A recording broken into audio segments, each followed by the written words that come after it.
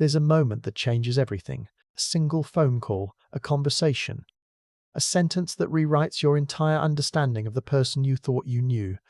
For James, that moment came on a Tuesday afternoon in March.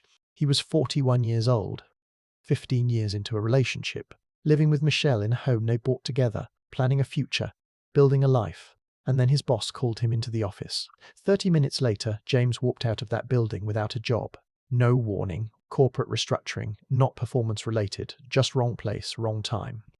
15 years at the company, gone, severance package, 2 months salary, a handshake, good luck. James went home that day and told Michelle what happened. She hugged him, told him everything would be okay, said they'd figure it out together. That's what partners do, right? You weather the storms together, except that's not what happened. 30 days later, almost to the day, Michelle told James she needed space, that she'd been feeling disconnected for a while, that she needed to figure out what she really wanted, that it wasn't about the job. The timing was just coincidental, 30 days. After 15 years of loyalty, of commitment, of being there for her through her career changes, her family drama, her health scares, her insecurities, 15 years of showing up, of being faithful, of being the stable, reliable man she said she wanted, gone in 30 days. This is James's story. But it's also the story of thousands of men who learn the hard way that loyalty is not a mutual contract. That the things you think matter, faithfulness, dedication, consistency, matter less than you've been told. This is a story about hypergamy, about resource value, about the brutal mathematics of female attraction, and about what happens when a man's value drops in the eyes of the woman who promised to love him unconditionally. This is the story nobody wants to tell you, but it's the story you need to hear. Let's talk about what really happened to James and why it matters to you. James met Michelle when he was 26. She was 24, both young, both ambitious, both building their careers. They met at a friend's party, hit it off immediately, started dating seriously within 3 months. James was a junior project manager at a tech company, making decent money but nothing spectacular, maybe $65,000 a year. Michelle was working in marketing, similar salary range. They were equals, partners, building something together. Over the next 15 years, they built a life. James got promoted 4 times. His salary climbed to $145,000. Michelle's career had ups and downs. She changed companies 3 times, tried freelancing for 2 years, eventually settled into a comfortable position making $70,000. The income gap widened, but James never complained. He covered the mortgage when Michelle was between jobs. He paid for vacations. He handled the car payments. He took care of things. That's what men do, right? You provide, you protect, you build stability, and James was stable, reliable, consistent. He came home every night. Never cheated. Never even thought about it. He was faithful in a world where faithfulness is becoming extinct. He was loyal in a culture that celebrates optionality. Michelle seemed happy, or at least content. They had their routines, their inside jokes, their shared history, 15 years of memories. Hundreds of photos, thousands of moments, a life built brick by brick. They talked about marriage occasionally. Michelle always said she wasn't in a rush, that the piece of paper didn't matter, that their commitment was real with or without a legal document. James accepted that. He wasn't traditional. He just wanted her to be happy. They talked about kids. Michelle said maybe someday, when the timing was right, when they were more financially secure, when her career was more stable. James waited. He was patient. He understood. Looking back now, James sees the signs he missed. The way Michelle talked about her friends' husbands, always comparing, always noting who got promoted, who bought the bigger house, who took the nicer vacation, the subtle scorekeeping he dismissed as harmless conversation. The way she seemed more excited when James got a raise than when he came home early to spend time with her. The way her affection seemed to correlate with his professional success. When work was going well, she was warmer. When work was stressful, she was distant. But James didn't see it. Or he saw it and explained it away. That's just how relationships are, right? Everyone has moods. Everyone has stress. You don't overthink these things. He was a good man. Faithful, hard-working, reliable, boring maybe. That's what women say they want, isn't it? The good guy. The stable guy. The guy who shows up every day and does the work. James was that guy for 15 years, and he thought that mattered. He was about to learn that it didn't. At least not in the way he thought. The layoff wasn't personal. Corporate restructuring, private equity takeover, new management. Cost-cutting measures. James's entire department was eliminated. 35 people, gone. Not performance-related, just business. James had savings, 6 months of expenses, a severance package, 2 months' salary, unemployment benefits. He wasn't going to starve. He wasn't going to lose the house. Want a order? Not immediately. He had time to find something new. He told Michelle that night.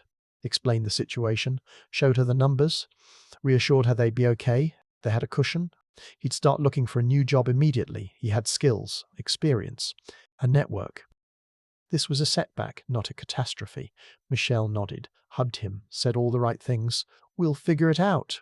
I'm here for you. We're a team. But something shifted. James felt it, but couldn't name it. A subtle cooling, a barely perceptible distance. Like a thermostat turned down 2 degrees. Not enough to freeze, but enough to notice if you're paying attention. Week 1, Michelle was supportive, encouraging. She'd ask about job applications, send him postings she found online.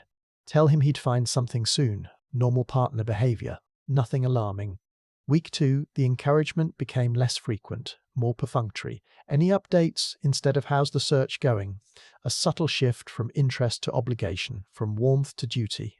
Week 3, Michelle started working late more often. Girls' nights became more frequent. She was on her phone more, texting friends, scrolling, distracted. When James tried to talk about the job search, she seemed annoyed. I'm sure you'll find something, she'd say, then change the subject. Week 4, the distance became obvious. Michelle was sleeping on her side of the bed without touching him, coming home after he was asleep, leaving before he woke up. The affection dried up completely. No kissing, no hand-holding, no intimacy, just 2 people existing in the same space. James asked if something was wrong. Michelle said she was stressed about work, that she had a lot on her mind, that she was fine, everything was fine. But James knew it wasn't fine. You don't spend 15 years with someone and not know when they're pulling away. He tried harder, did more around the house, cooked meals, cleaned, tried to take stress off her plate, tried to show value in other ways. But the more he tried, the more she pulled back, like his effort was repulsive rather than attractive. Day 28, Michelle came home late. James was waiting up. He asked where she'd been. She said out with friends. He asked which friends. She got defensive, told him he was being controlling, that she needed space, that she felt suffocated. James was confused. He wasn't controlling. He just asked a question. But Michelle had already decided. The narrative was written. She needed space. She needed time to think. She needed to figure out what she wanted. Day 30, Michelle told James she was staying at her sister's place for a while, that she needed distance, that the relationship wasn't working, that she'd been feeling this way for a while, that it wasn't about the job, that it was about her needing to find herself. 30 days, 15 years, gone. If this feels familiar, if you've felt that subtle shift, that cooling you couldn't explain, pause this for a second. Because what happened to James is not rare, it's not random, and if you don't understand it, you will repeat it. James didn't fight it. He was too shocked, too hurt, too confused. He asked why. What changed? What did he do wrong? Michelle gave him the standard breakup script. It's not you, it's me. I need to work on myself. The timing isn't right. We've grown apart, all the cliché, none of the truth. She moved out completely 2 weeks later, took her things, left the shared memories. Said she'd pay her half of the mortgage until they figured out what to do with the house. But James knew she wouldn't. And she didn't. Within 6 weeks, Michelle was seeing someone new. A mutual friend mentioned seeing her out with a guy, someone she worked with, a senior director, someone with a job, someone with stability, someone with value. James felt like he'd been punched in the stomach. 6 weeks, after 15 years. She'd moved on in 6 weeks. He did what most men do. He internalized it, blamed himself. What did he do wrong? Was he not attractive enough? Not interesting enough? Not successful enough? He replayed 15 years of memories, looking for the moment he failed, the moment she stopped loving him. But here's what James didn't understand yet. She never loved him the way he loved her. His best friend, his future. Job or no job, success or failure, he would have stayed. That's what love meant to him. Loyalty through adversity. But Michelle's love was conditional. It was transactional. It was based on what James provided.